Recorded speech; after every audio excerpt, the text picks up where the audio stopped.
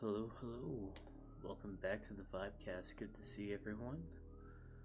So, let's just jump right into it.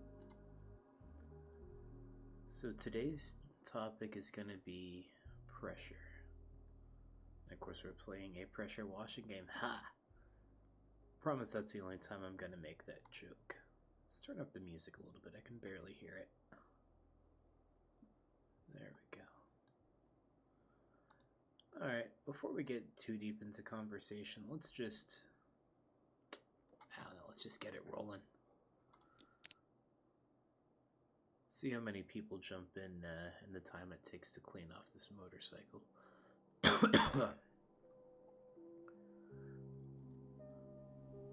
Alright. Let me actually look at this, given that there doesn't seem to be anyone in here right now. Select extension, select nozzle, select soap, equip, rotate nozzle, show dirt. Yeah, that was an important one last time, for sure. Also, if my audio is fucking up, definitely let me know. If I'm too quiet, too loud, anything like that.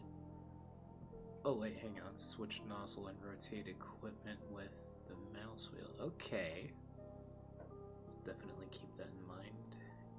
Aim mode. Huh. Let's see. There's the wrong button immediately. What does aim mode do? Oh. I see. Oh. Alright, turn it back off. Alright, so how's everyone doing today? If anyone is here. All good. Can't fault people for turning off a podcast where literally nothing was happening.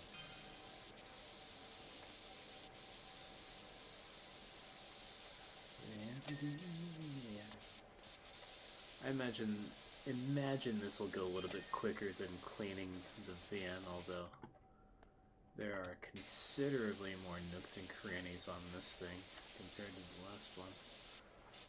Let's use a bigger nozzle. Oh! Super handy. Yeah, that would have saved me a lot of time during the last run.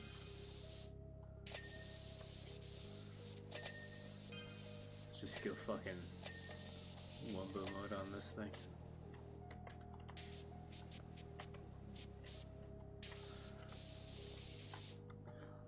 Not much, Lexi. What's good with you? Anything new? Anything fun? Kid doing okay? Certainly hope so.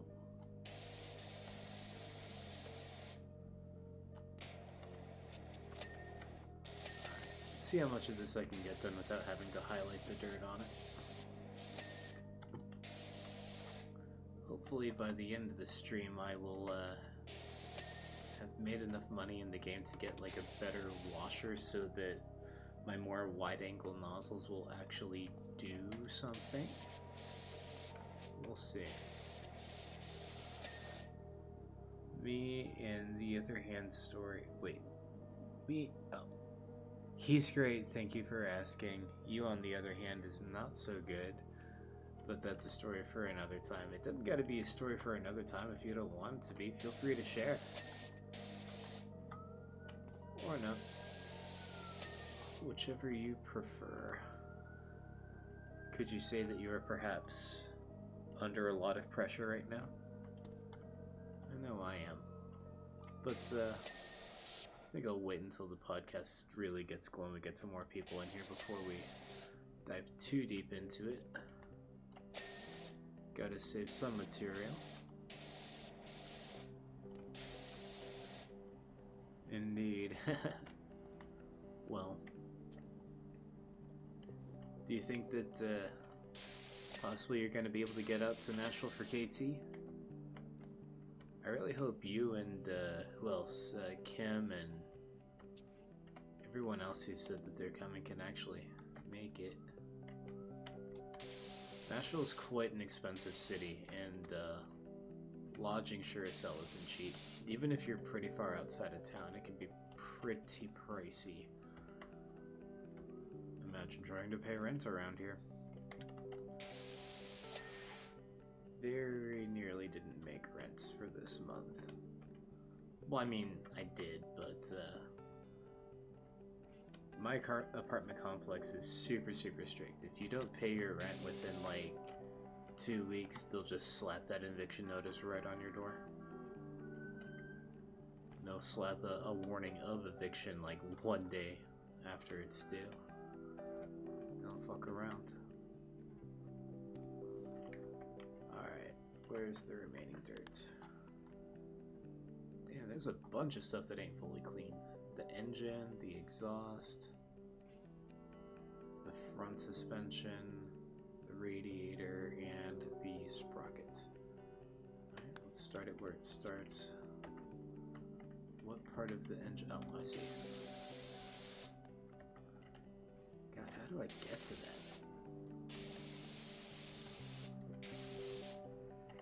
Do I hit it from long range, maybe?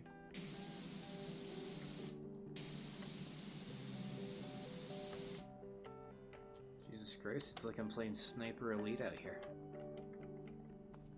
There's literally shit in the way. How in the hell? There we go. That's the engine. It's at the front suspension. Ah, there. Okay, now it just gives me a list, thank God. Alright, we'll get the exhaust. Where? Oh, yeah. There it is. And the radiator, that should be up here. It's like this front part, ain't it? Part of the... Oh, that was the radiator. Sorry, I don't know motorcycle engines too well. On the sprocket, I think it's back here. Yep. Certain enough. Okay. Yeah, I don't know about Nashville right now. DJ and I are couch hopping for a few days. Couch? That sounds grim. Well, shit. I certainly hope you two are okay. But, if you can't make it, you know what, fuck it, pun fully intended. No pressure. No, but really no pressure, it's fine. One of these days, CWG is just gonna go straight to the moon and fucking we'll come to you, bring you out, put you like on a private jet, fly you out here. Fly Harmon out here too, goddamn. Delaware is just not really an opportunistic, a great place to have opportunities for anything other than like credit card scams. But alright, let's get into the main game here. We're gonna clean the bungalow. I would love to believe that this will be doable within like an hour, hour and a half. I really don't want to go too much longer than that today because, once again, pun fully intended. I'm under a lot of pressure to get some homework done tonight. I didn't realize that spring break is actually optional for a lot of college professors. I thought the whole point of it being called break is I get to take a break from doing college, like work stuff, but no. One of my classes definitely kept on rolling as per usual. Well, this place is about a shithole, isn't it? Beautiful garden, somewhat well-trimmed hedges, and then absolute shithole. Kind of the opposite of the last place where the house was pristine and then the backyard was shit. Okay, this actually doesn't seem too bad. Hey, bacon. Yeah, I'm gonna hose you off like this here driveway. Perhaps even in person. Alright. Start with the wide angle, just get the surface layer off. So, alright, let's go ahead and jump in. Let's talk about it. Let's talk about pressure. So, pressure, and of course I'm talking about like pressure from like a interpersonal psychological standpoint. I mean, fuck, if y'all want to talk some physics and barometers and shit, we can absolutely do that, but that's not why I picked the topic tonight. I picked pressure because it's one of those things where I guess necessary evil is almost the word that I'm looking for, but is it evil though? Because I feel like pressure is it's the catalyst that allows us to grow as people. If we don't have any pressure in our lives, then what really is our motivation to do anything with our lives? Like, I've seen people, I work with people every day that live lives of just zero pressure at all. They're not super pleasant to be around, they're not interesting, they're not creative, they've just, you know, they've never really had a problem that they couldn't just, you know, write a check for or call up daddy's lawyer or some shit like that. And I'm not saying that's all rich people. Some rich people really did work their ass off to get where they are, and I don't know, I guess there's probably people who grew up without any pressures in their life that, you know, still kind of turned out okay anyway, but in general, that hasn't really been my observation. But, you know, the opposite is true as well. People with too much pressure in their lives, that doesn't generally turn out wonderful either. And I could say that I've probably had a little bit too much pressure in my life recently. It's been a little bit harder to get things done, been harder to make time to talk with the people who really take care of me and really let them know that I care for them right back, including you guys. It's part of the reason why I'm doing this is just want to give my online family and online friends a place to kind of relax and vibe out. That's why I call it the Vibecast. Let's see. My hedges aren't trimmed and my gutters are clogged. Yeah, you should probably... I'm sure that there's a subscription service where I could find out for myself. Not much, William Conway. How about yourself? How are you doing? So let's throw it back to you guys. What's got you guys under pressure lately? Or are you taking some time off, relieving the pressure a little bit? How is it going? Snack Pack Deuce, what's up? I don't think I've seen your name before. It's good to meet you. Are we friends on Facebook or something, or are you just like the cool new guy? Dude who shows up in the high school cafeteria with sunglasses and all the girls go crazy. Hey, this is Zach. My bad, there's a lot of Zachs. Are we talking like Zachary Melton? Who dis? New podcast, who dis?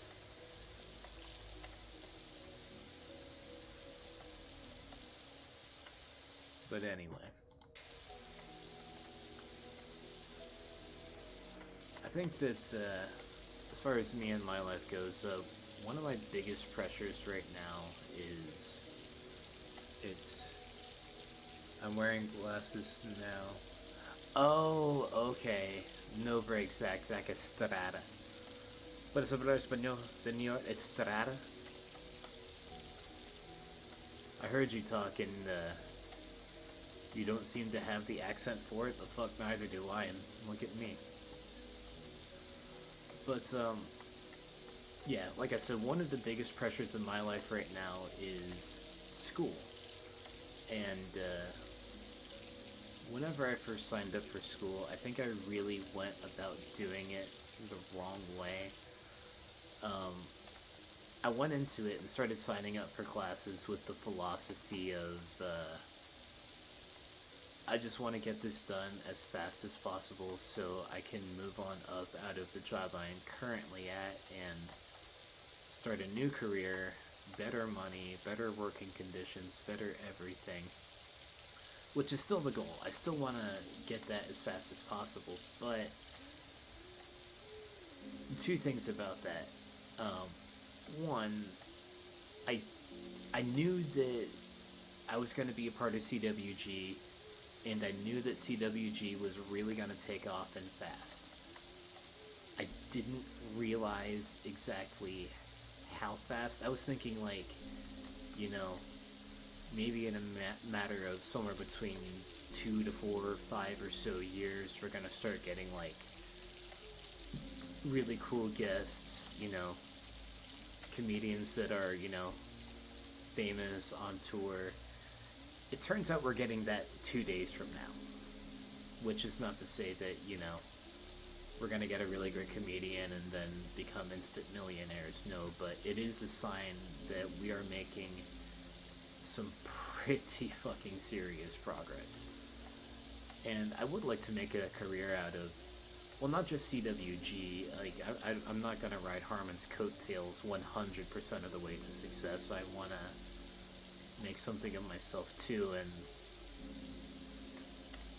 work with Harmon in more the capacity of, like, you know, a partner, a fellow content creator, rather than just, you know, the guy who pushes the buttons. Because, you know, if Harmon put his mind to it, he could probably take over everything I do at CWG himself. And but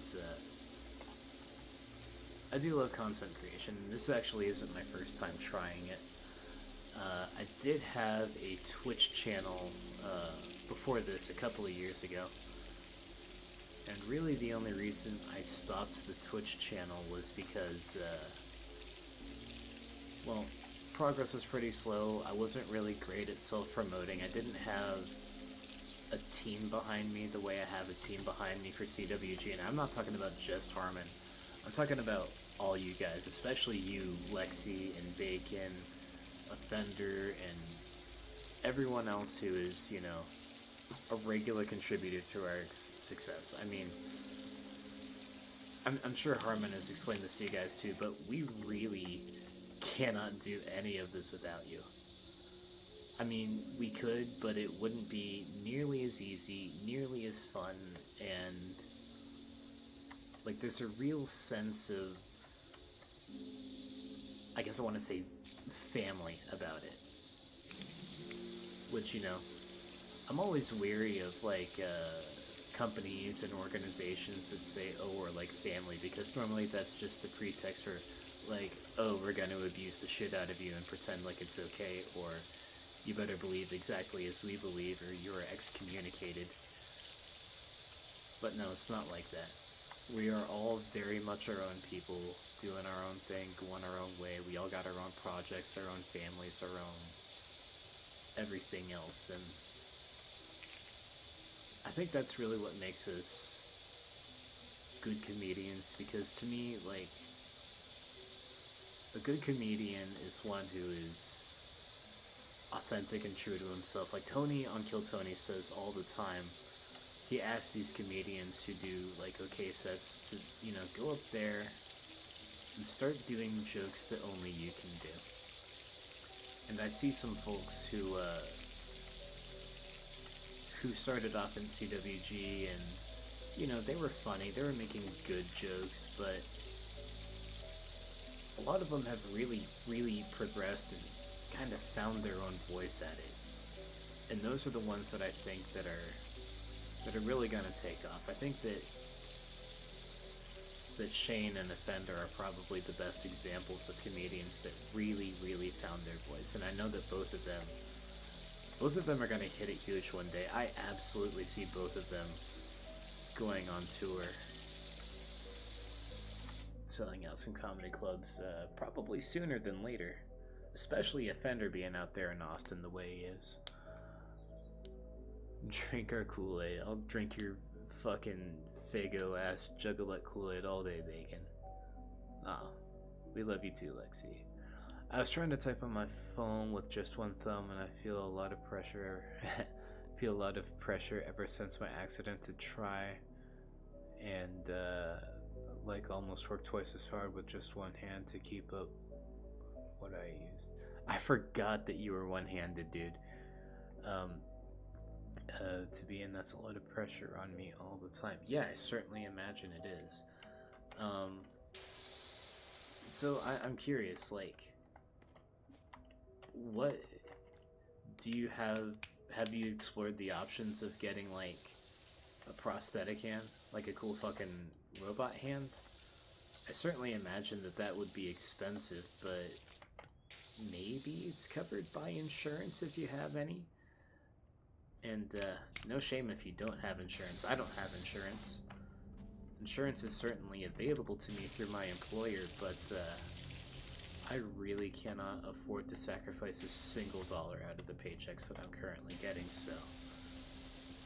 Believe it or not, I do have dental insurance and vision insurance. I know it's not, you know, super obvious that I have dental insurance, just because all the stuff I really need done, like... My dental insurance only covers, like, I think $1,500 worth of work per year. I went to the dentist and I got a quote for everything that I need to have done, and they want like $5,000, so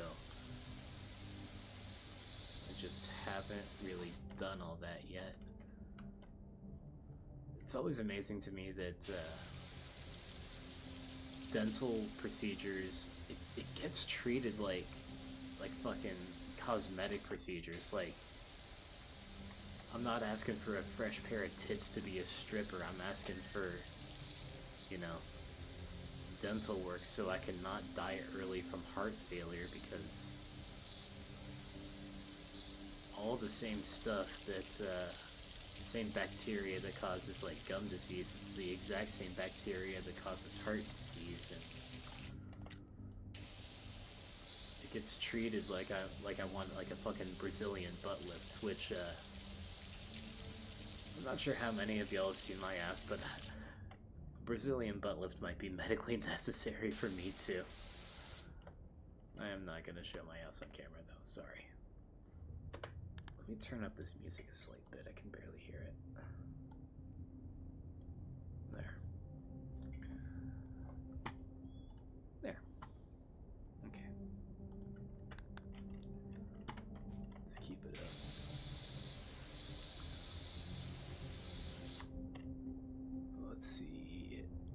Thing, I'll fix you up for 3,200 and figure it out. I did get a prosthesis and I got trained on it and everything. It does help on certain things, but it's just so much faster with just using my natural left hand, even though it's the non-dominant hand. Yeah, I bet.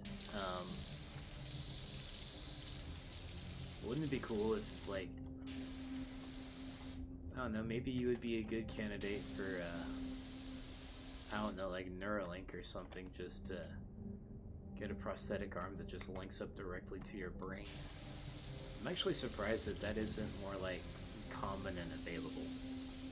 I guess there's no one in the tech industry with enough money and power that lost their own limb to make it that much of an issue. 'Cause I certainly think it could be done. I don't think it would be that difficult either.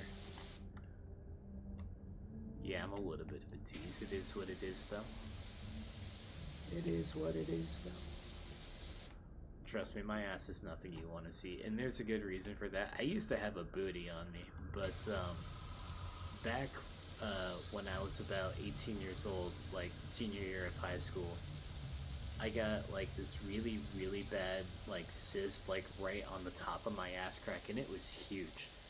A pilonidal cyst, I think it was called. And it grew to be literally about the size of a football. I remember that my surgeon told me that it was definitely the biggest of its kind that he had ever seen in all of his years practicing medicine, and this dude was fairly old too.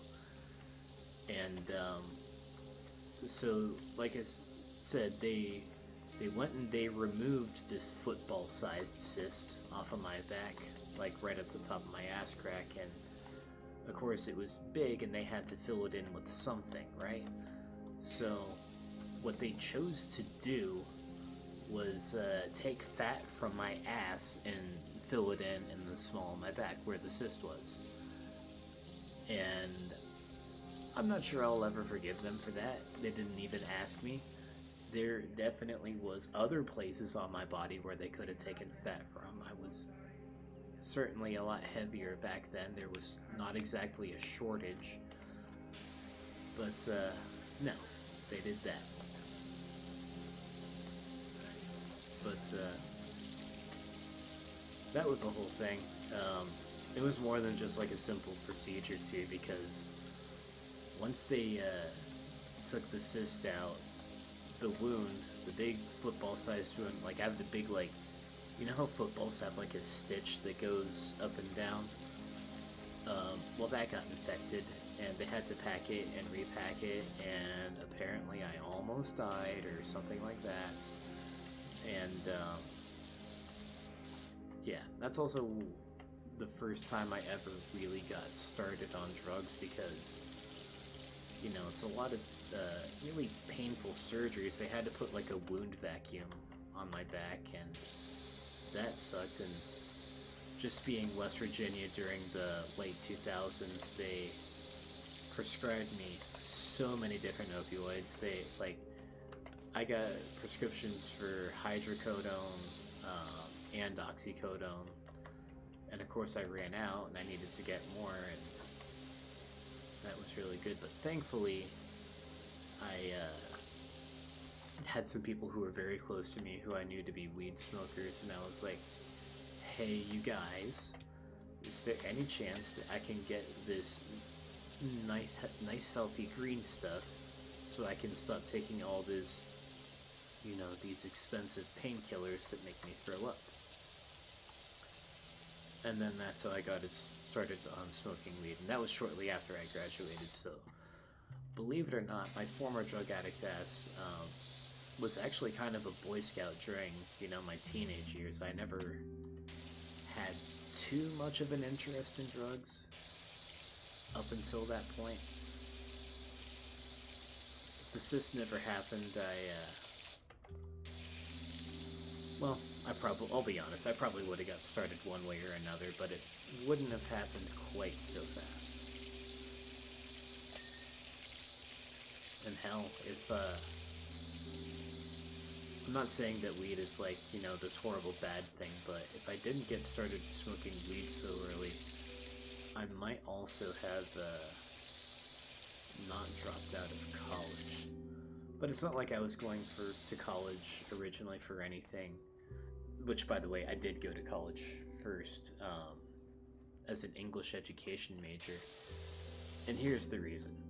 I just didn't want to have the pressure of doing what I really loved as a job. I really liked coding, and I wanted to keep coding as like a fun thing. But that was stupid. If there's something in your life that you love, and you have the opportunity to do that as a career, do that. You don't want to end up stuck doing some bullshit that you hate 40 plus hours a week, every week, for the rest of your life until you're dead.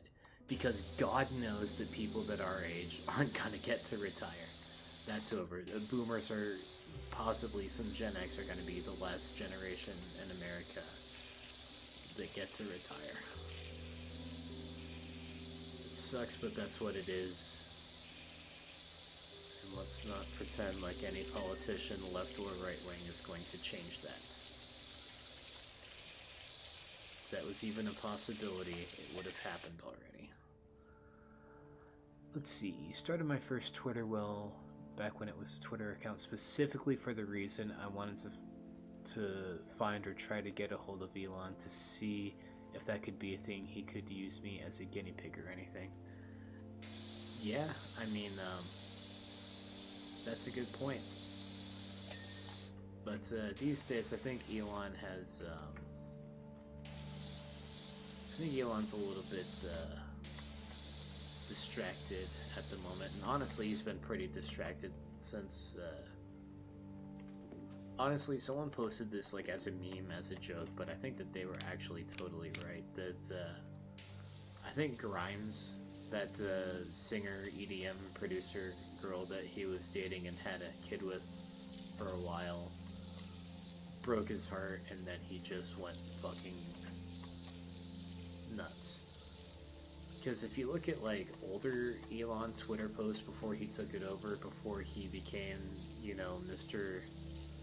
Meme God or whatever he portrays himself as these days, he was a very level-headed, kind of liberal guy. Like, he made a post at one point saying, hey, Tesla is the most LGBTQ plus auto manufacturer in America. And he recently shared that post being like, oh no, what was I thinking?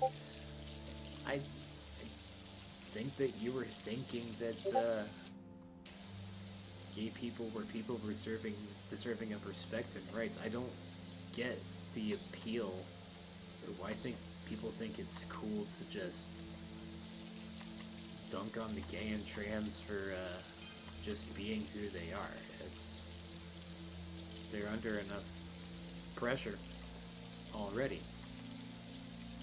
I mean, let's just say purely for the sake of argument, that being gay or trans or whatever it is a choice or the result of some kind of mental illness,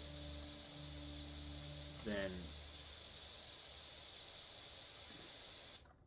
you know what, let's not even say that, let's not even go there. I really don't want to take us in that place right now. But the bottom line, I think, is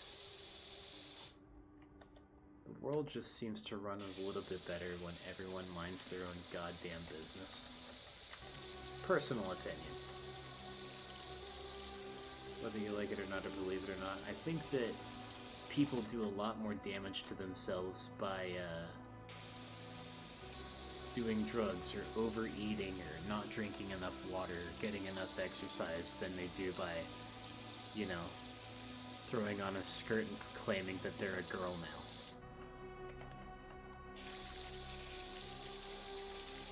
I certainly believe it to be none of my business. But hey, that's me. And if you think otherwise, then, you know, I'm not mad at you for it. I don't think less of you for it. Like, I got a lot of friends and family that have really strong opinions that way, and I hope that they find it in them to think better of these opinions, but I'm not going to put them down for it. They have very valid reasons to think that the way they do, even if I don't understand them. And honestly, I don't really understand the transgender folks either, but I don't feel like I need to. I just feel like, you know, whatever makes them happy, whatever makes them feel more comfortable in their own skin is whichever way any person who is a good enough person to not go out of their way to harm other people, whatever way they wish to be respected, even if they claim to be a gender that, you know, they may or may not be, if they want to be respected as a different gender, then fine. I don't need to understand it. I need to just kind of go with the flow. Okay, aka missed a spot. Yeah, I sure did. I think it's like right here. The most fun wedding I've ever been to was a queer wedding in the Castro district of San Francisco. I bet, dude. Honestly, like, it's like the straight churchy weddings that are the most boring. Like, I've never been to a gay wedding or any kind of LGBTQ wedding. I bet they're fun.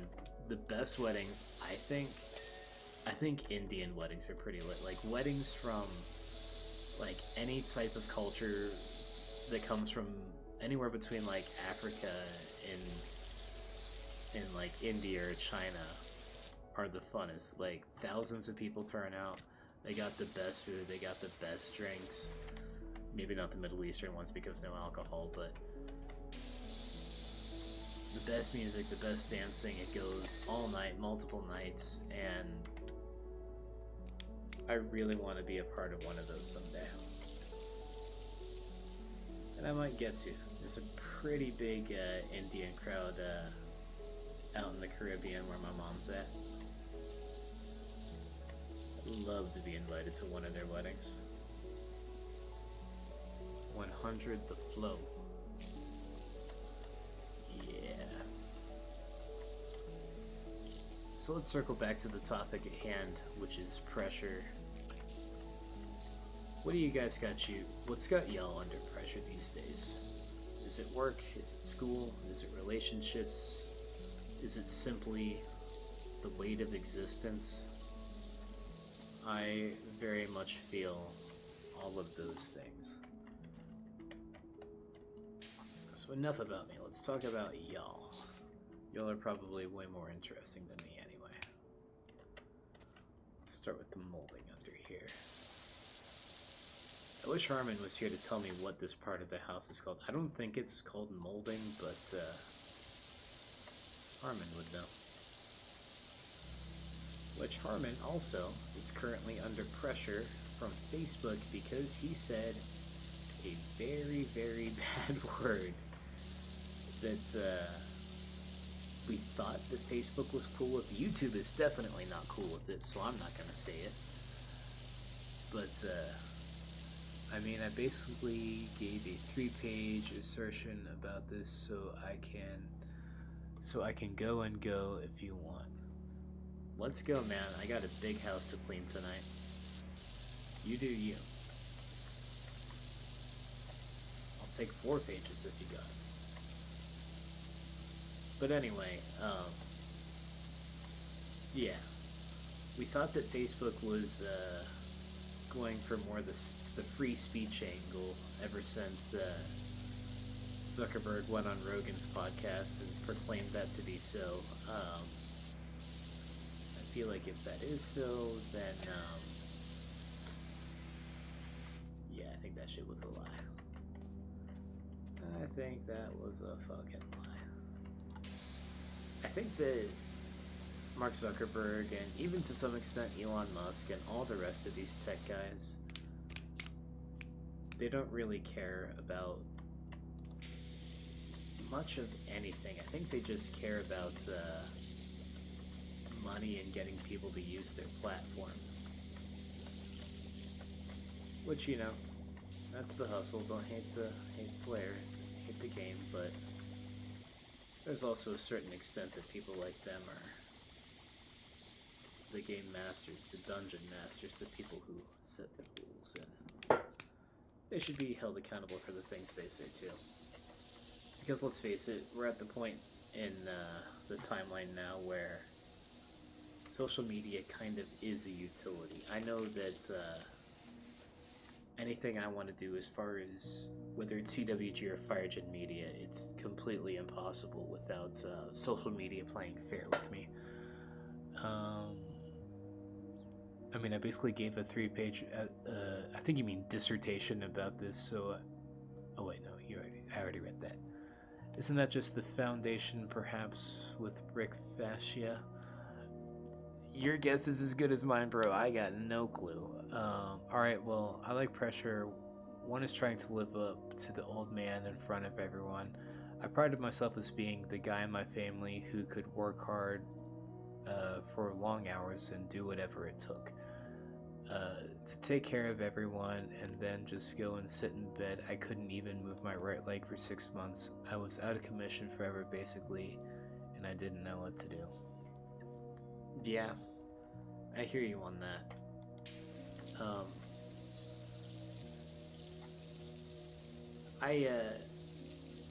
I don't personally have a lot of trouble of living up to my dad's work ethic, at least not these days now that I'm sober. And I think the reason for that, it's not that I think that I'm better than him or my work ethic is better than his. In fact, I would say that it certainly isn't. It's more a matter of just with things being the way they are with the economic climate, I kind of have to work a little bit harder and more diligently than he did because my parents were able to afford to live in fairly nice places for my whole life. Off of like a lot of odd jobs and side gigs and things like that. Like, if I was doing what they did, just running a production company and doing acting classes, I would not even be able to afford this shoebox of a one-bedroom apartment that I'm in right now. Like, I'm working long 40-plus hour weeks doing what I do. And if I get, like, sick even, or, you know, exceed my sick time, which I did, I only get, like, a week of sick time, and I got sick for 2 weeks a month or two ago, then I'm sunk. Like, I've already had to borrow a ton of money from my mom, and my mom is grinding even harder. Like, she basically lives in paradise, yeah, but she's also there to work, and work she does. She's not only working for the university there, she's working for several other hospitals and universities internationally, just to, you know, be able to A, make her rent, and B, help me and my sister with our rents, which, like, my sister and I, we are both very qualified professionals in what we do. My sister's a fucking detective. I would consider that to be a very useful thing within our society to have, is a detective such as my sister. And yet, she also can barely afford her apartment out in a city that's even cheaper than mine. Basically what I'm saying is the whole world is more or less going to hell. But, you know, we're grooving here. I think I'll come back and finish up the rest of that once I get the ladder. We'll do the bottom half of all this for now. But yeah. So like I said, I mean, there is a lot of pressure and, you know, in existence, the way we have to live our lives, whether we're in a big city, small town, out in the middle of nowhere. And the pressure seems to be growing every single day for everyone. Not even in America, but like globally. And kind of makes you wonder, like, I'm talking broadly here about humanity, like how much more pressure can all of humanity take before we just explode? And what would the explosion even look like?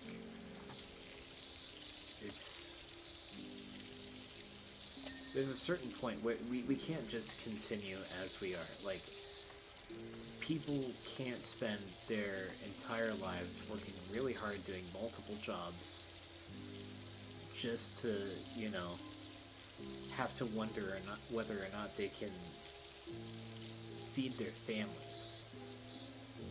You know what I mean? I think that we're very soon gonna sort of reach a societal boiling point where, I don't know. I would love to believe it's not gonna come to breaking out the old guillotine.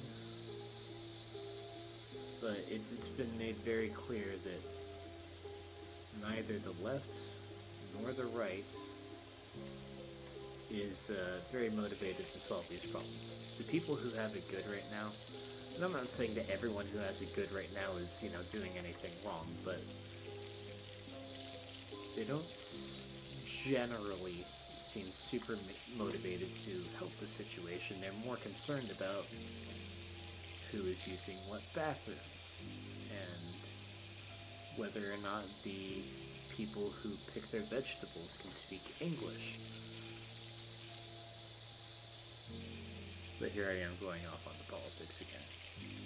Alright, let's see.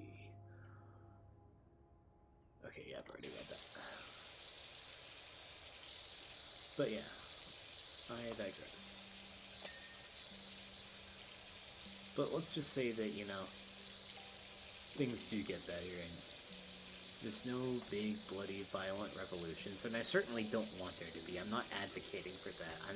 I would like to advocate against that. or at least for doing things to avoid that.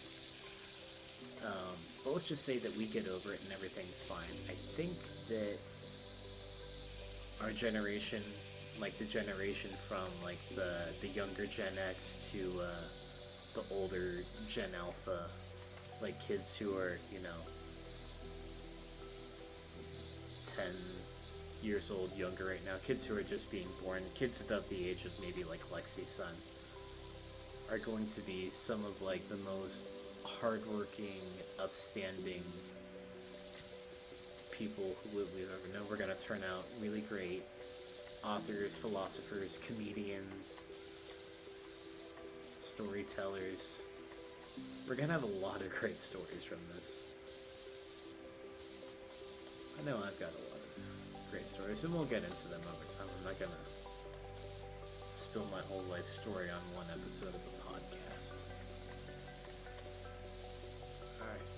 Cleaning these stairs is super satisfying. I don't know what would even cause this. Did somebody, like... The fucking dog did it. Look at that. What the dog doing, bro? What the dog doing, bro? What?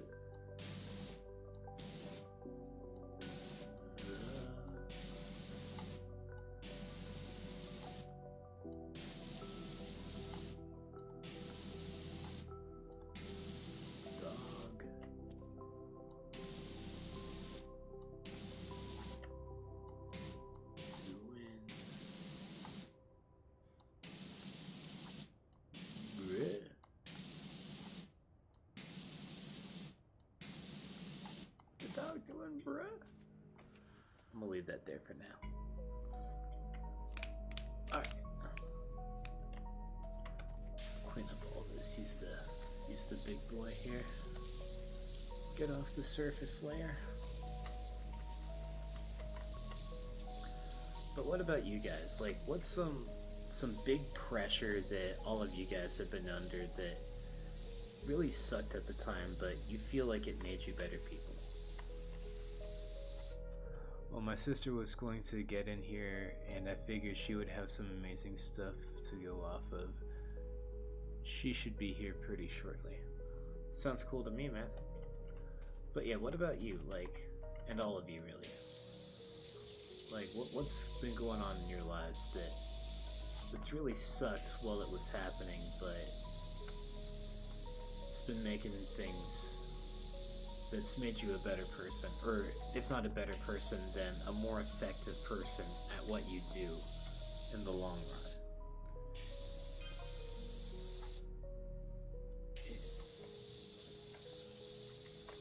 I maybe should find a way to turn off those random text messages. They're really distracting for me.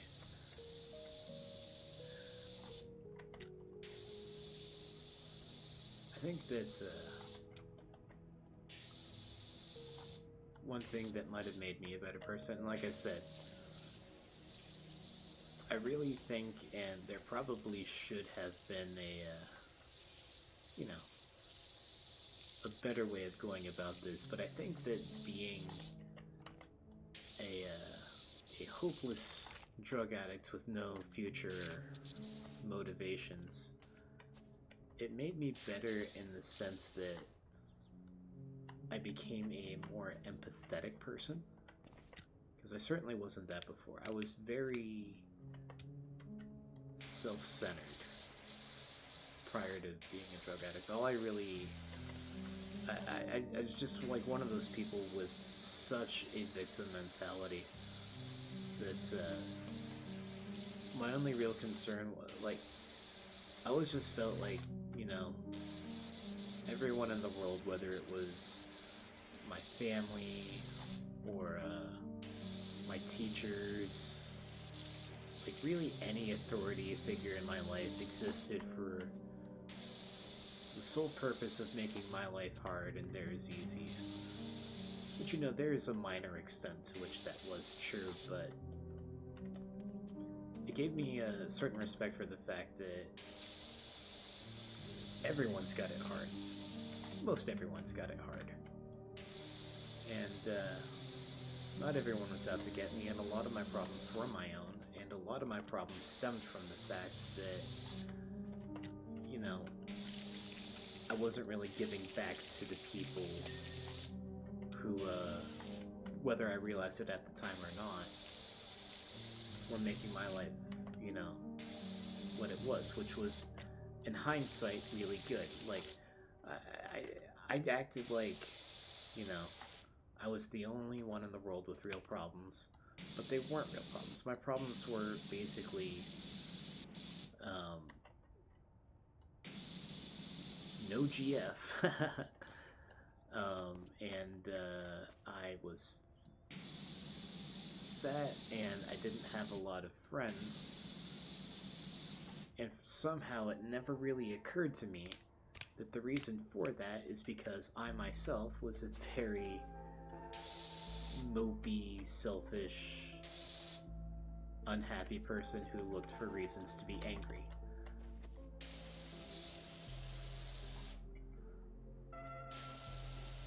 But,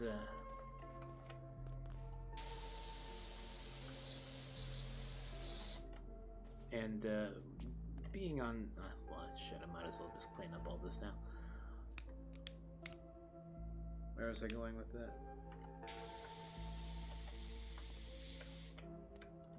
Oh hell, I'm not a cleaner now. That's fine. Chat, what the fuck was I just talking about? Oh yeah, being on drugs, which gave me a drug addict's brain, which can't remember things so good no more. But anyway, empathy, yeah, right. So one thing that's common among a lot of drug addicts, and I don't know whether this is a symptom or the cause of it, but the primary concern in life was just to be alone, find the next hit. Like, my only social interactions were purely for the purpose of attaining drugs, or for attaining the rare shred of pussy that might have been donated to me for drugs. Because let's be honest, there were very few women at the time who would fuck me for a reason other than I had some type of substance which they desired. And I don't blame them. I was not, you know, Mr. Personality or Mr. Attractive or Mr. literally any desirable quality that you would look for in a man. And, still kinda not, but I would like to think that I've come a long way since then. Let's see, my empathy has since gone absolutely through the roof, and I felt so much pressure whenever people asked me for just $10 or something. Yeah, well, for me, I still feel pressure like that because much of the time I don't even have $10. There's not a single dollar in my life that I can just spend without thinking about it. But I get what you mean. I do.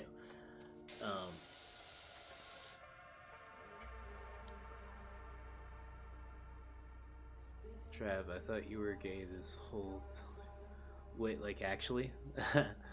Pressure to choose a group of friends. Like, did you... Wait, what? Am I really giving off that vibe? I am, nope, not gay. And, the whole bit about, like, the girl cock thing, which I will say, I will not kick a pretty enough girl out of bed just over the dang-a-lang she got on her. But I definitely prefer my women to have a vagina, if at all possible. I like it better. Like, for real. Yeah, no, not gay. Like, I might be like a 98-2 bi split. I'm not really attracted to men at all. Like, the whole male form and facial hair and the male voice and the way they act, none of that really screams to me attractive at all. And like I said, if there ever was anyone in my bed with a wiener, it's because they look enough like a girl to be completely indistinguishable. Like, not to be, and I caught a lot of flack for this before amongst the more progressive types, but you gotta be passing to pass for me. Sorry, I like what I like. And even then, I would one day like for something a little bit more long-term to pan out. I wouldn't mind to have kids one day. And of course, you gotta have the proper original equipment for that. And I think I just prefer monogamy in general. And I don't want to say it's because monogamy is less pressure. There's a lot of pluses and minuses. Like, for one thing, a plus, monogamy. And I don't know why, like, you know, these sex addicts, dude, like these super horny all the time guys don't see it this way, but I think you get overall way more pussy through a committed monogamous relationship than you can through just fucking around all the time. Oh. YouTube is not receiving enough video to maintain smooth streaming. As such, viewers will experience buffering. Sorry if the connection is shitty, you guys. And the other who would buy me alcohol, which is the only thing that helps with pain, are all the druggies. Yeah.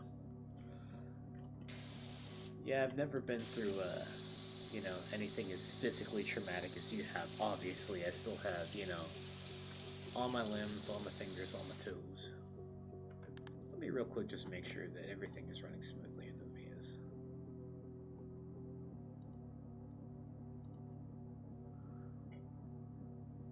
Yeah, sound off if shit is not going right now. Seems to be okay, shit.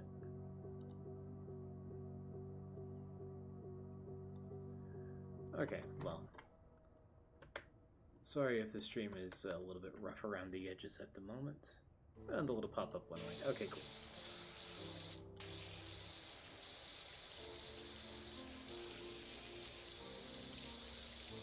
But yeah, that's... Alright, cool. Thank you, Bacon.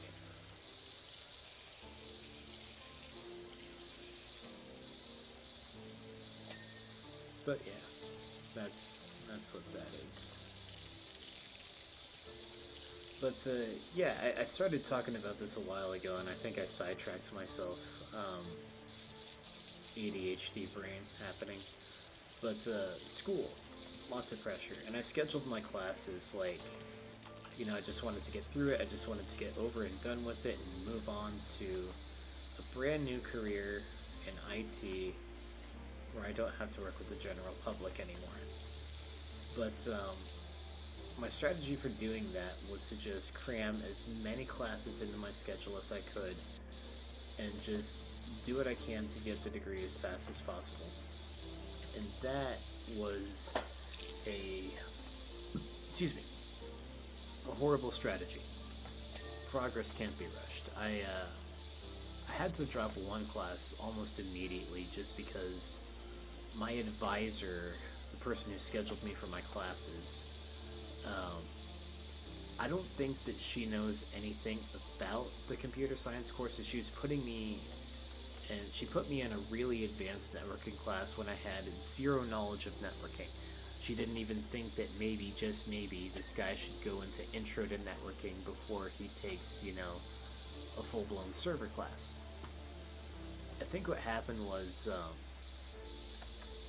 I told her, because she tried to put me in a computer applications class where you just go through and learn, you know, your basics, your PowerPoint, Microsoft Word, those kind of things. And I was like, ma'am, I really don't need those classes. I've been using Microsoft Word since Windows 95. And I think that she heard that and she was like, this man is a fucking genius. He knows how to use Microsoft Word. We'll just put him in all of the most advanced shit. So yeah, that happened. And had to drop that class, and then I had to drop a different class. And it wasn't because it was too hard. I think I could have wrapped my head around the material, but the big issue was I didn't have time to. Like, I barely had enough time to get done the assignments, and the stuff that I'm learning in school, like, even if I never get, like, an IT job and I just stay doing, like, FireDjinn Media and CWG forever, it's still really handy shit to know, you know? And I would rather come out of this experience with knowledge and no degree than a degree and no knowledge. You know what I mean? So, and I had my professor for this class assure me that I could, you know, pass it.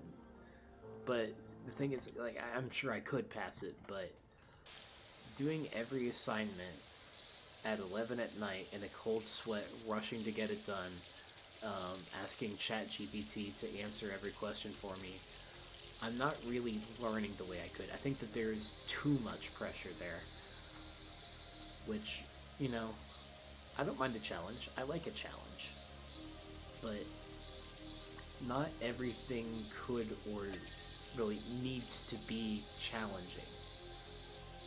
Sometimes a more slow and leisurely pace is the way to go about doing things. Especially when it comes to, in this case, cybersecurity knowledge. This is damn right, it's fine. I hear y'all. Alright, let's see. How far into the stream are we? Oh, we're barely an hour. We're making progress. We're making good progress. Hopefully we can get this done a little bit quicker than last time. And then after this stream, like, or after this level, rather, I will be able to afford a much better power washer where I can use these wide-angle jets and actually get some shit done. As opposed to right now where I'm barely even getting off the surface dirt with this wide angle. The medium angle really isn't a hell of a lot better. I guess it's a little bit better. You know, the medium angle really isn't bad. But it's the short angle that actually gets shit clean. Yeah, look at that. You gotta get right up on it for it to get that shit off.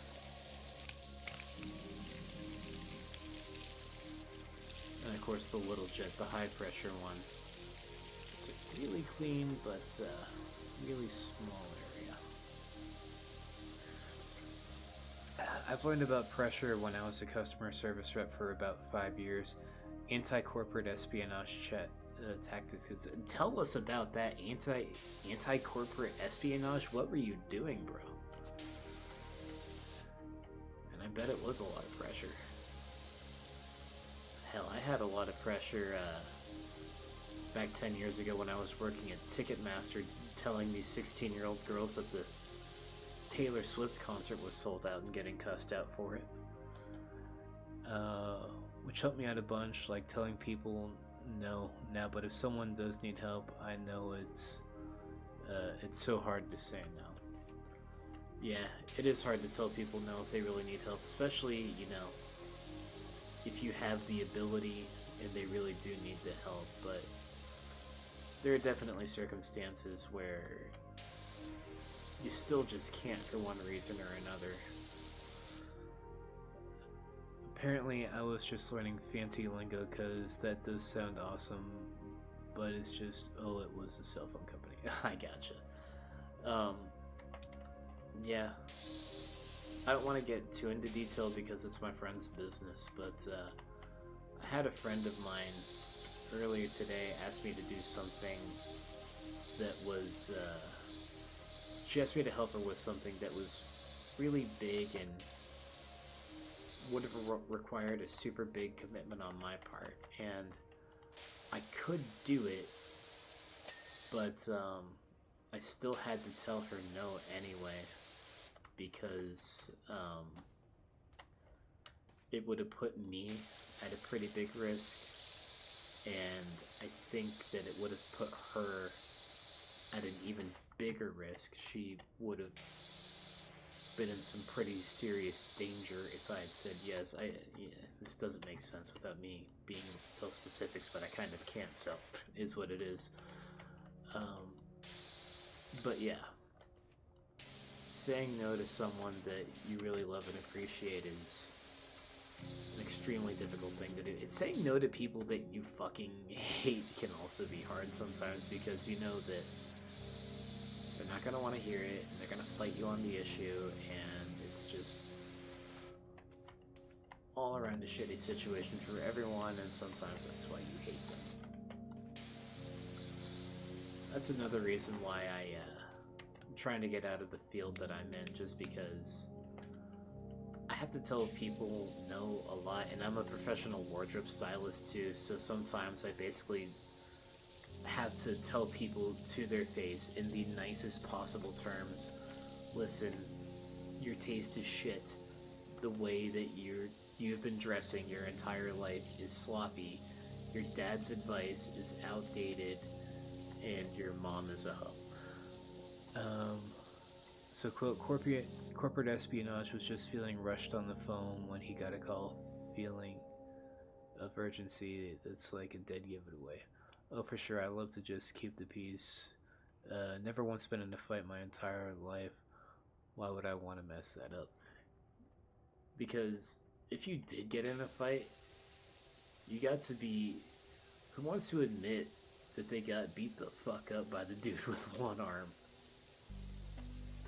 That's similar to the reason why I bought like a speedy crossover SUV, just so I could beat people in races and tell them, hey man, you just got gapped by a fucking crossover. But I get you. Yeah. I don't think that's what corporate espionage is, but hey man, I'm here for it either way.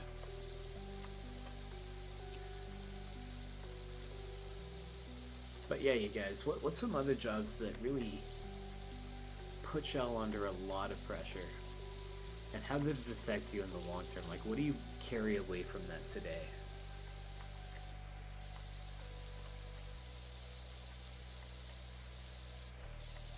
I remember I've had some jobs in the past that they really put me under no pressure. And I still kind of hated them anyway, because I had to go up, show up there 40 hours a week, and essentially just, you know, waste my time. I wasn't getting paid a lot. I wasn't following my goals. I was just kind of sitting there, existing, living a comfortable but not too comfortable life, and just watching the years slip between my fingers, and that itself, I guess, the pressure of the non-pressure, if you want to call it that, was, you know, pressure. But yeah, like, even in terms of, like, physics, you know, pressure can be defined as, like, you know, getting crushed to death, but in an environment of zero barometric pressure, the lack of pressure is going to cause your insides to, you know, explode out of you. And that job made me feel like, you know, my brains were going to explode out of my head. Which is, I don't want to say it's the reason, but it was definitely a contributing factor to why I was, you know, constantly on drugs. Like, I think Casey Rocket did a bit about you cannot go to work on TUS or, you know, ketamine or any dissociative, but I did anyway. That's because first of all, I wasn't the only one, and secondly, I was just sitting at a computer, typing away at an Excel sheet, not really talking to anyone, just cruising with the Spotify turned on. And, yeah, just watching my life slip through my fingers for $9.25 an hour.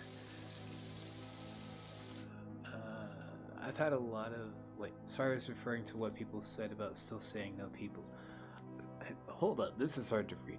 Sorry, I was referring to what you said about still saying no to no to people that you didn't like and would keep the peace no matter what. Yeah, I know what you mean. Peace is easy.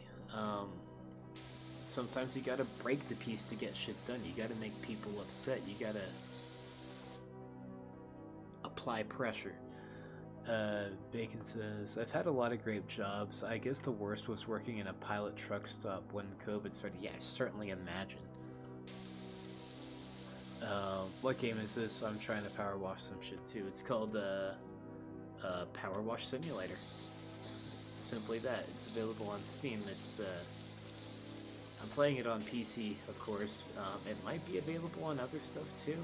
I don't know. You're gonna have to look it up. The most pressured I've been professionally outside of the Army was a foreman on Extreme Makeover Home Edition. No way. Kirkland, I worked on an 18.5-hour shift, slept for 2.5 hours, and then a 34-hour shift. Damn, dude. First of all, I really like that show. That show was fucking ridiculous. But, I didn't know that they were working y'all like that, but, I'm sure you got some cool stories out of it, at least. The only thing I've ever done work-wise that's close to what you're describing there is, I used to do technical theater, and I only was a part of this one crew for a little while before they, kind of got clued into the fact that I was a worthless drug addict who missed a lot of work and was too high to properly follow any instructions, and just, not the greatest guy to have around the job site. But I was there for one production. It was actually a production of Mary Poppins. I had a lot of fun. And, ooh, shit, this is nasty. But yeah, I was working the show was in production doing 16 to 18 hour days, like spending the daytime hours, like, getting set up, building the set, helping the actors with stuff, and then going on the spotlight for like the whole, I think the production itself was 3 hours. We were doing 2 productions a night, and that went on for a couple of weeks, but there was definite payoff to it. Like, I took all the money I made for that, and I just completely, and I'm not saying this is a good investment either, it absolutely fucking wasn't. Put all of that money towards, like, a new entertainment center, like new TV. I bought a PS4, this is like 2015, and, yeah, set myself up for a really, really cool, place to do drugs in, let's be honest. Let's see. Okay, cool, yeah. So apparently this is available on Xbox One. Probably the worst thing ever that I was pressured from every single angle possible, and I regret it now, but I gave my daughter up. Oh shit, dude. Yeah. That's not really something I have any perspective on, but I can't even begin to imagine what that pressure must have looked like, or what reasoning you might have had, but I certainly don't imagine it was easy. I have a lot of friends that have kids, and a lot of friends who, or I don't even want any sort of, like, how do I want to put this, people who have had their kids taken away, whether voluntarily or involuntarily. I'm not super sure of custody issues, and yeah, that's one level of pressure in my life that I have never really had to deal with before. It's anything child related. So for sure, man, my heart goes out to you, and I hope you and your kid are living your best lives as best as you can right now. Heart goes out. Yes, Lexi, this is very relaxing.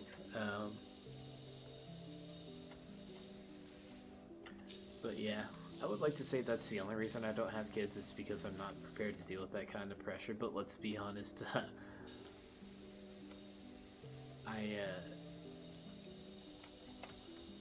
the big deciding factor as to whether or not I will have kids is what kind of mother are they going to have? Because if it's like all but like one of my exes, they probably wouldn't have done too well. And this definitely wouldn't have done too well with me as a father during most points in my life until quite recently. I'm not gonna say that I would make a particularly good dad, but I think I could do it. I think that I would be better off for it. I don't know how that would affect things like doing this and CWG. I mean, Harmon's got 2 kids and he's getting through it okay, so maybe I could too. I guess it all depends. I definitely want to be in a much better place financially than I am right now. Like, I don't want to go forward with like any big relationships or having kids when I'm in a place where I'm not even able to financially take care of myself by myself. Let's see if I can buy more cleaning liquid. Let's see. What would tile become? I guess I'll just buy some multi-purpose here.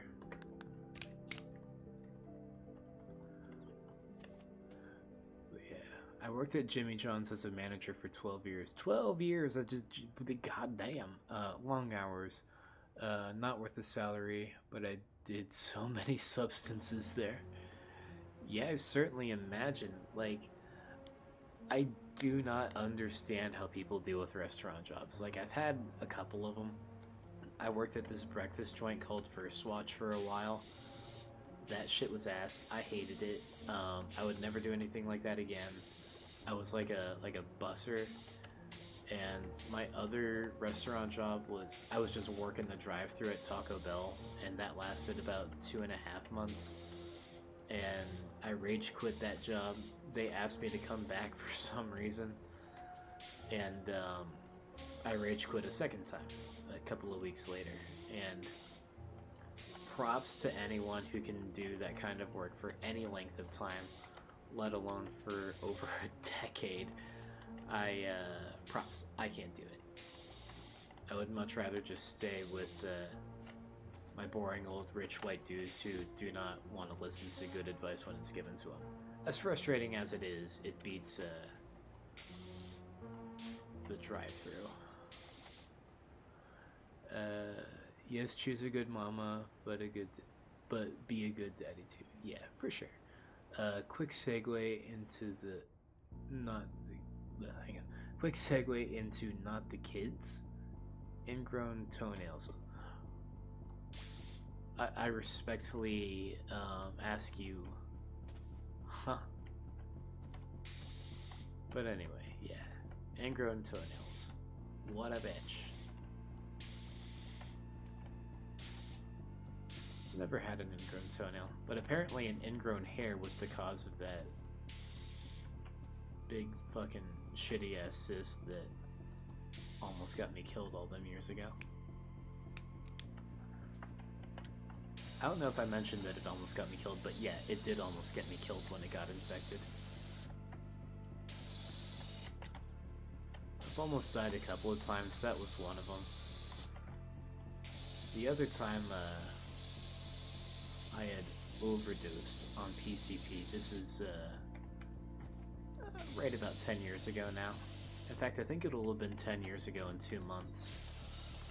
But yeah, so when I say I overdosed on PCP, it was actually 3-MeO PCP, which is like a designer drug research chemical version of it. And the only difference between that and just regular PCP is that it is so much more potent. It only takes like a small pinprick. I think I told this story during the last podcast. I'll fucking tell it again. But yeah, I basically did way too much. Like 10 milligrams is the dose. I probably did 200 milligrams, if not more.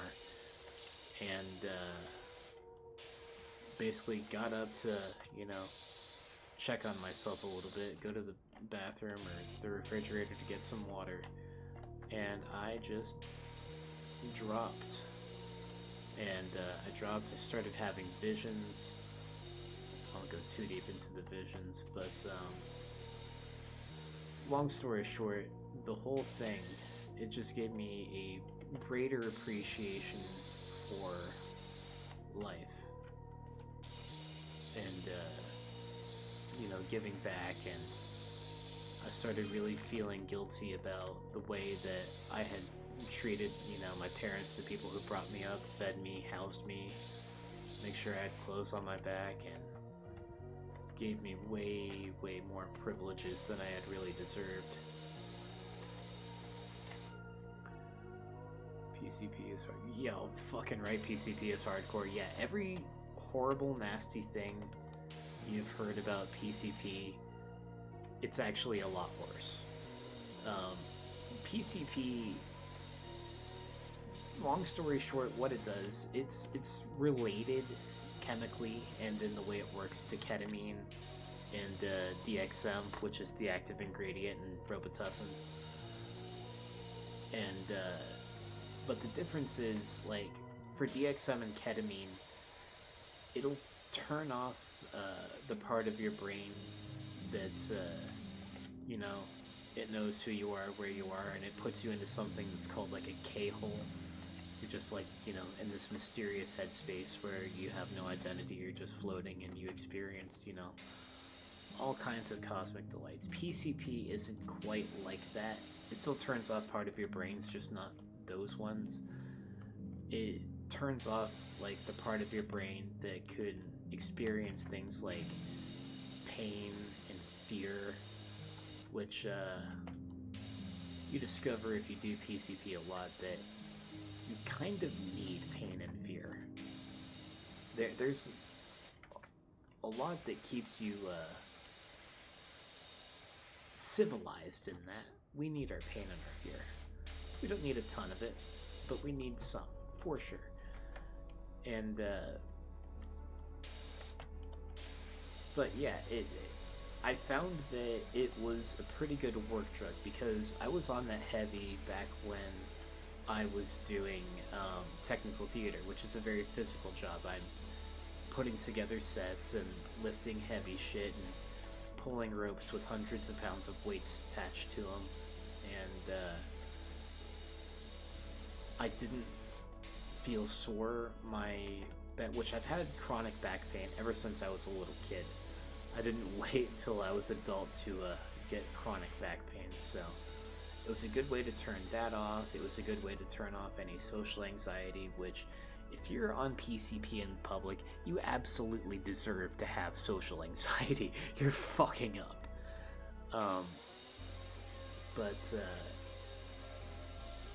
Yeah. You need the pressure of pain and fear sometimes. And another thing about it is, it doesn't take you to that same ego death place that ketamine or DXM psychedelics will take you to. It will literally stop your heart before it stops that part of the brain. But it also feels quite nice. But yeah, PCP is at the very top of my list of drugs that I will never ever do again. It is the biggest red light of all my red light drugs, which when it comes to drugs, I do have a red light, yellow light, green light system. Hang on, let me read comments first before I get into that. That's the worst physical pressure I've ever felt. Damn, I recall the exact 122 months. You might have meant to say 12. Wow, PCP though. I might find someone back up then. Too close to the ending. Too close to ending it a few days. Yeah, it's... PCP should never be done by anybody. But yeah, like I was saying, my red light, green light, yellow light system. Red light drugs are drugs that I will never ever do again, or even vaguely even consider doing again, under any circumstances. And at the top of the list is PCP and all of its derivatives, whether it's 3-MeO PCP, 4-MeO PCP, or really any type of research chemical sort of drug. Also, very near the top of that list is any benzodiazepine, especially research chemical benzodiazepines, like what I was doing in 2017, which, by the way, sobriety for me, it came in stages, right? So I didn't just one day get sober from everything. It was in 2015, I, overdosed and quit doing PCP very shortly thereafter. And then in 2017 is when I quit doing benzodiazepines, which that's another story. I may or may not get into it tonight, probably not. And then in 2018, I quit doing basically everything else. And I would like to tell you that there's like some kind of noble reason that I got sober from pretty much everything except beer and weed in 2018, but what really happened was my mom was driving my car at the time, a 2003 Jeep Grand Cherokee, and somebody hit my car while she was driving it.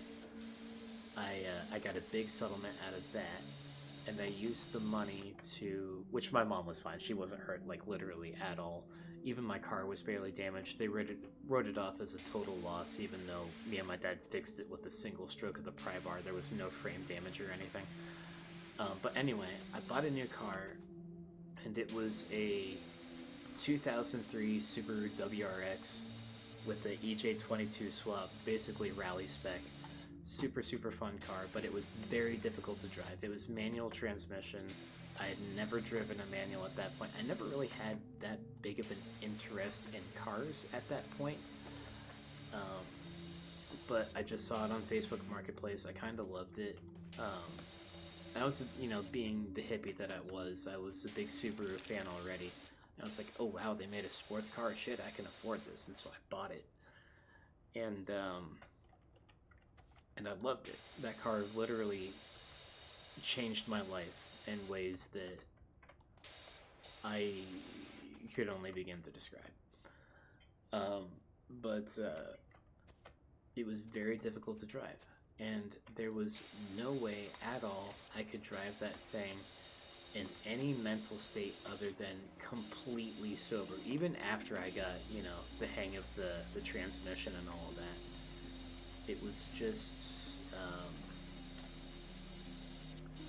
too finicky and complicated, and I had to keep my eye on things, and it was like a really old,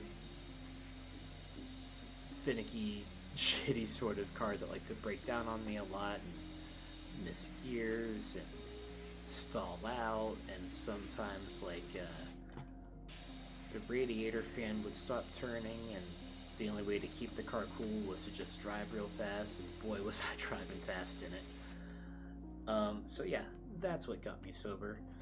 That, combined with the fact that keeping that damn thing on the road was really expensive. I was dropping like a good couple $100 into it at least once a month or so. Basically, a car payment on a car that was already paid off, just to keep it on the road, because at that point my Jeep was fine, but I had also pretty much donated it to my sister because she was the one in the family in college doing something useful with her life, not me. So yeah, let's see, PCP out there and ketamine, and yeah, ketamine is I would consider ketamine to be a yellow light drug, because ketamine, you would think it's a red light drug for me, but it's not. It's not like PCP or MXC, which MXC is another story for another day, where I do it and then I feel this compulsive need to redose. I can do ketamine and be like, well, that was fun. And then just put it down and feel no particular compulsion to do it again for quite some time. I can do it, in pretty much the same capacity that I can drink beer, where it's nice and I like it, but it's not completely hijacking my psyche. And the reason it's a yellow light and not a green light like beer or weed is just that, just like anything else, it's a powder, it's not legally obtainable, it's not controlled, anything can be in it. And that, and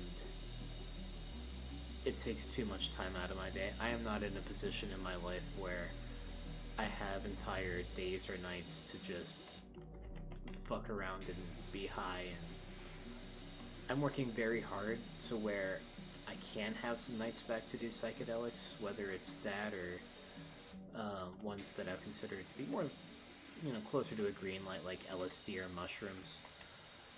But it's just not where I'm at. I have zero plans to do ketamine in the near future. And, there's also a very good chance that I'll just never go back to it at all. Not that I don't like it, not that I don't think it's bad, I just think that I've already had my time for that kind of thing. Let's see. Doctors dose people ketamine these days, like in sessions, to treat depression and pain. Yeah, it's always really confused me that ketamine is seen as a treatment for depression, because yes, it absolutely does help it while you're on it. I've never been on ketamine and felt depressed, but I have certainly come down from ketamine and felt depressed. There have been many cases where I've done a lot of that or similar substances, and the next day my brain is just totally depleted. There ain't no serotonin getting through. And yeah, no serotonin getting through basically is what depression is. Just a chemical version of that instead of an environmental one or a naturally occurring one. But I'm not a doctor, and I've never done ketamine in like any type of a clinical setting, just more of like in a festival setting or sitting alone in my room type of setting. Nothing that would be particularly advisable by any kind of doctor. I'd probably be fine if Xanax wasn't impossible now, but I'm at risk, so I can't have it. You missed that car. Yeah, damn right I missed that car. I sold it because, as Subarus do, basically what happened is all of the oil leaked out of the engine, and it died. The engine went bye-bye. It was going to cost me $8,000 to rebuild the engine, and I didn't have that. $8,000 could just buy me a new car. I had only paid $4,000 for that car in the first place, so I had to let it go.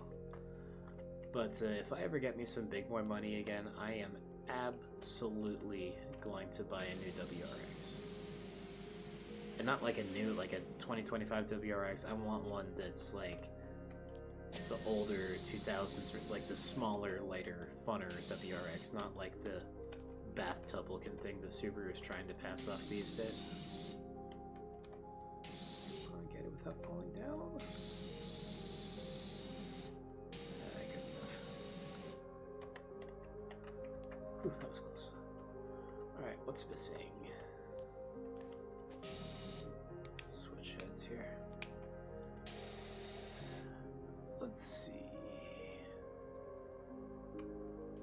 Throughout my 20s, my ex and I sold like four different types of psychedelics, and I'd be fine if I had never looked at any again. Yeah, I imagine. There was definitely a point before I got into like the harder drugs that I was doing psychedelics pretty much every weekend or like every other weekend, just because they were so easy for me to get a hold of. And psychedelics, I would say they're still on my green light. They don't do anything negative, especially if it's something that's trustworthy or easy to verify that it's that and not something else, like mushrooms. The only thing that really keeps me from doing that is I live in an apartment now, and I just don't have a great environment to do that in, or time to like go out into nature to do that. So I just don't. I definitely would like to do mushrooms and LSD again someday. Absolutely. But it's gotta be, you know, with some cool people in a cool place, not alone in my apartment. And I feel like someone as old as Ron White can do mushrooms at his age and his health and still be fine, then I'll be fine too. There we go. Alright, kind of getting down here. We're at 96%. Gotta go through and get like these last little teensy specks of dirt. Not much. Take the hell out of that highlight dirt button. So many teensy specks, so spread out. Gotta catch them all. It's like Pokemons.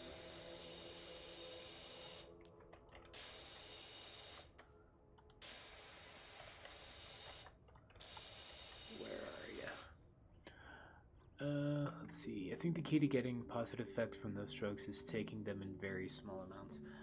I don't know about that. I would say taking them in very appropriate amounts.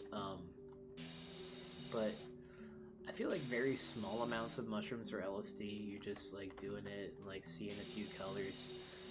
I never got a lot out of that. I can go into those introspective places without drugs or with like just weed.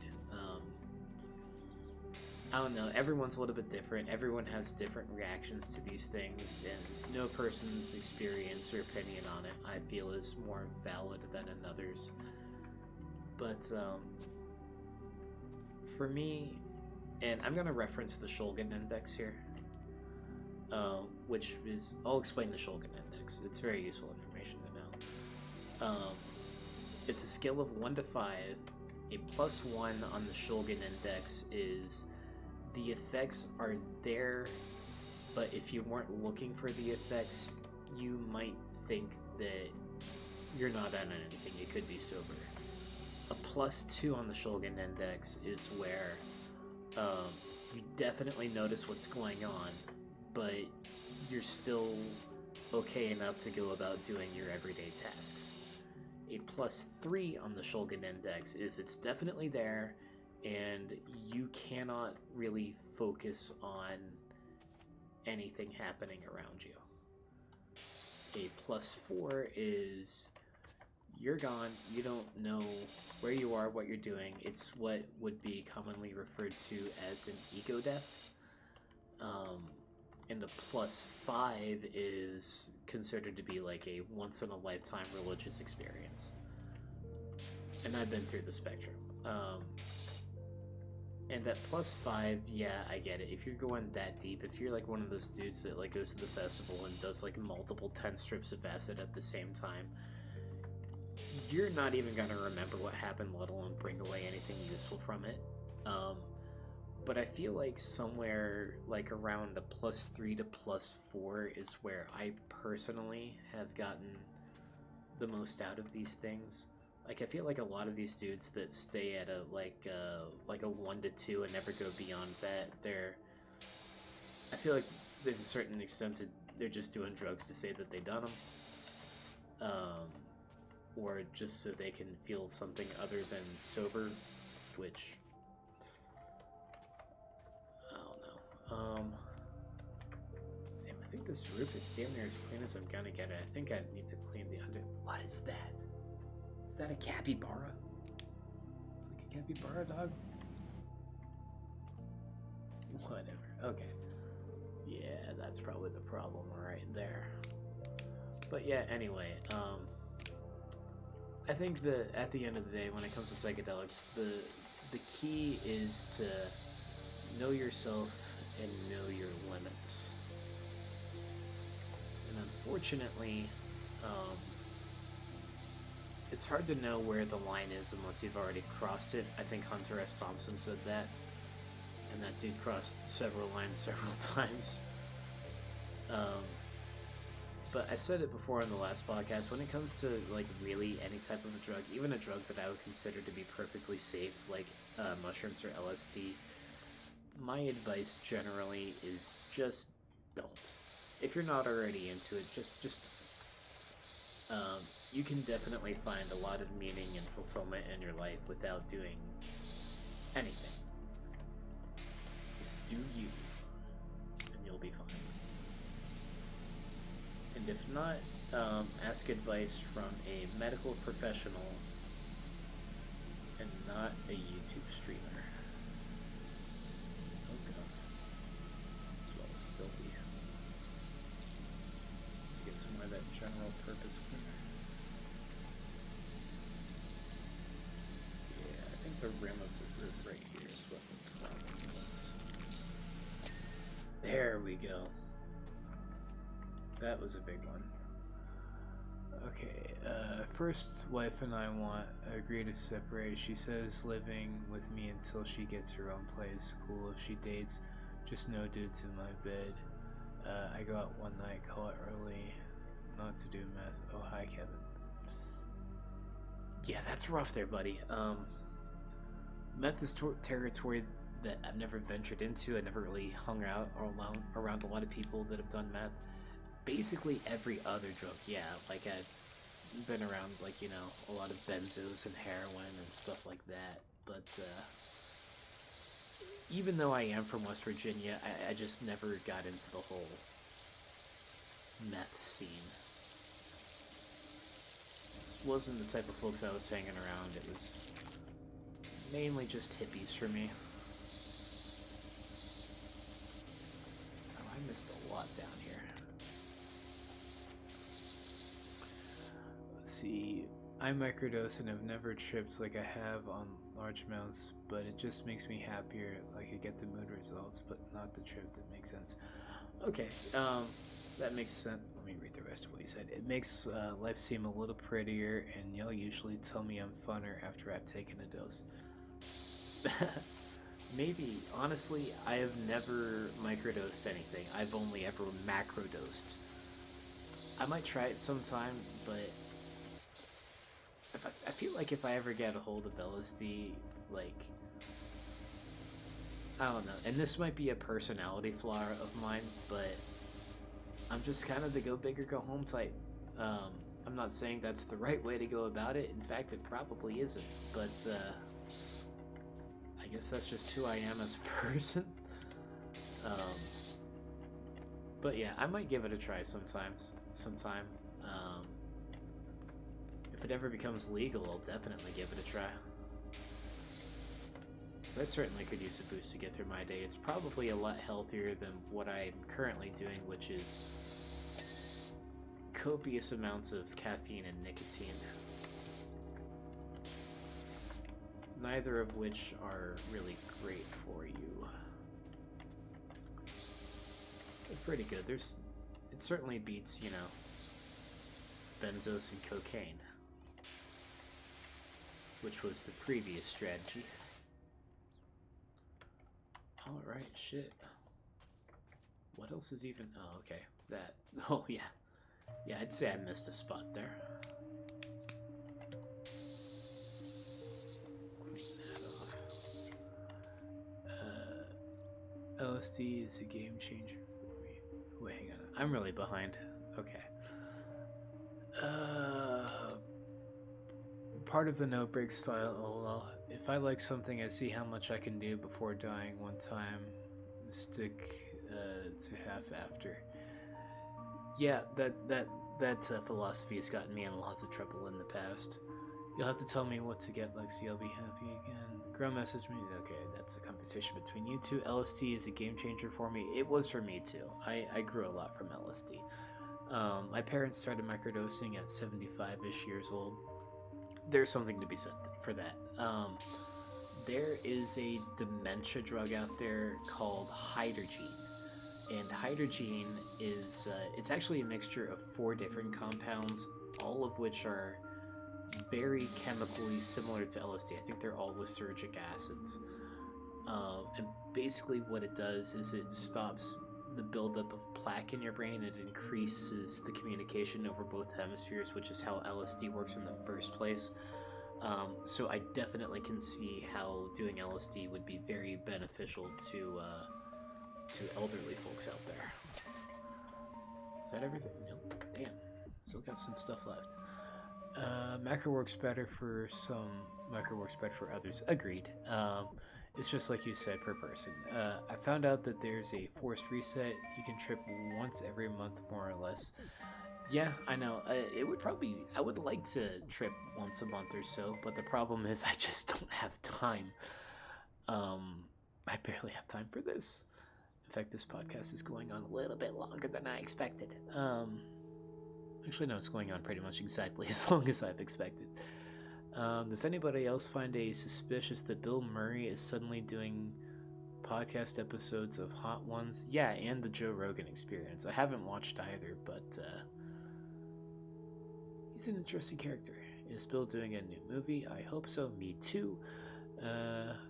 They don't get haircuts as often.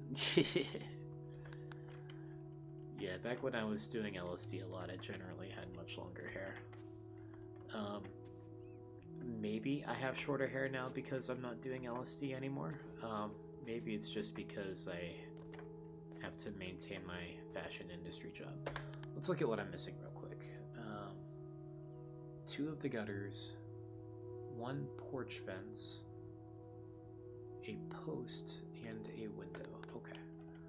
Is it one of these windows up front? Don't think so. I'm not seeing any orange splotches. Okay, alright. Here's the issues. Close that down real good. Oops, wrong button.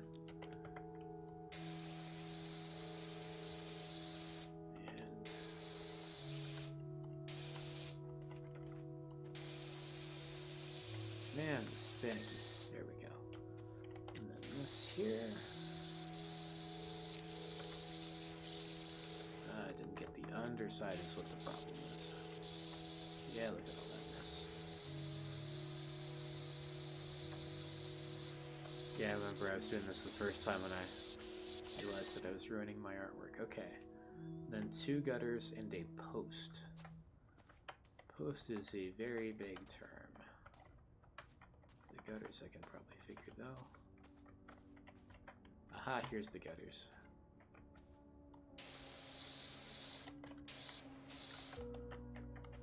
And alright, so we're wrapping up tonight's podcast. Yeah, so I'll throw the question back out to you guys again. What's got y'all under pressure? Are you growing from it? Is it crushing you down? What's going on with you guys? What's got y'all pressurized at the moment?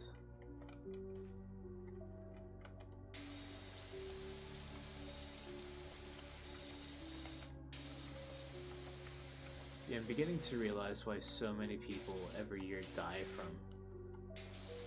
trying to clean their gutters out. This is extremely precarious, even in a video game. There we go. I imagine the one on the other side needs it too. There's a couple on the other side here. That one seems to be fine. This one seems to be fine. What's going on? What am I missing? This one. Got you. Okay.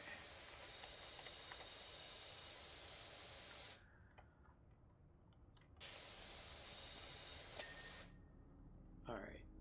And then posts. I'm not sure what they mean by posts. I'll bet you it's like these type of things. Where's Harmon the home inspector when you need him?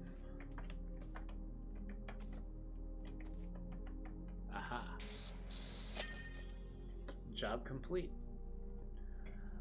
Alright, guys.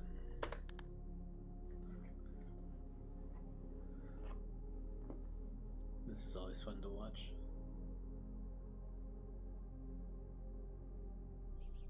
Beautiful. Okay. One thing, says Zach the Snake. What's the one thing you want to share with us before we're out of here? Gonna try and spam some likes. Yes, please. Thank you. Yeah. So maybe you can. I'm thinking about doing a segment like towards the end of these podcasts because I want this podcast to be like a conversation between me and everybody. I don't necessarily want to bring on a guest for the whole time where it's just me conversing with the guest and ignoring you guys. But I might bring on a guest for like the last half hour or so of the podcast, or like whenever I get to the point where I'm like 90-something% of the way done with whatever map I'm on and I want someone to give me a hand here. I might do that. I might not. I'm also not really trying to tie myself down to just this game here. There's other games I might want to play. Elite Dangerous being one of them, just flying through space. But yeah, I'm definitely open to trying new things, doing new things with the podcast. Be prepared to be told no, though. Petition to replace saying triggered to pressure. Go for it, man. Don't let me stop you. It's a free country, bruh. Do what you want. But anyway, guys, for real, it's about time to wrap it up here. I want to thank all of y'all for joining me this evening, for talking to me, keeping me busy, keeping me, under the correct amounts of pressure without crushing me down or letting me explode out everywhere. So if you enjoyed it, I would love it if you dropped a like on the stream, subscribe to the channel, and if you want to make sure that you're here in a timely manner and not showing up right before I sign off, hit that bell notification so that you don't miss it. And also, don't forget to check out Comedy Writers Guild. Obviously, it's going to be going on Thursdays at 8 o'clock. I'll be there with Harmon. The next one is going to be fucking fantastic. We got Sam Miller, hilarious comedian. If you don't know who Sam Miller is, look him up on Instagram. He's got some really good reels out there. You're going to laugh your ass off. I promise you that. Anyway, thank all of you so much. I'll see you on Thursday.